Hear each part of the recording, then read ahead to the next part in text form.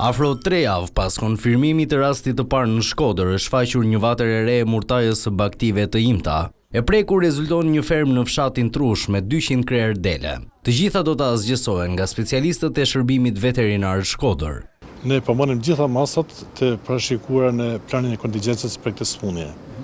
Sipas skemës së miratur, në rast se një fermë konfirmohet pozitiv, atëherë bëhet eliminimi i gjithëve krerëve të kësaj tuve, natyrisht edhe në fermën në fjalë.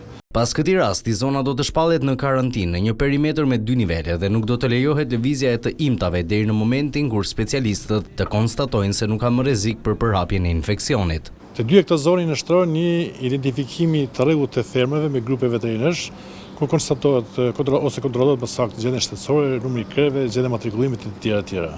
Natyrisht, fermerët, domethënë për fat mirë kemi një bashkëpunim më të mirë të fermerëve për shkak të situatës së krijuar dhe me informacion që morë nga fermeri, atëherë ne ngrit me grupin e veterinarëve, kryejmë kontrollin, vlerësimin klinik të kafshëve të smura.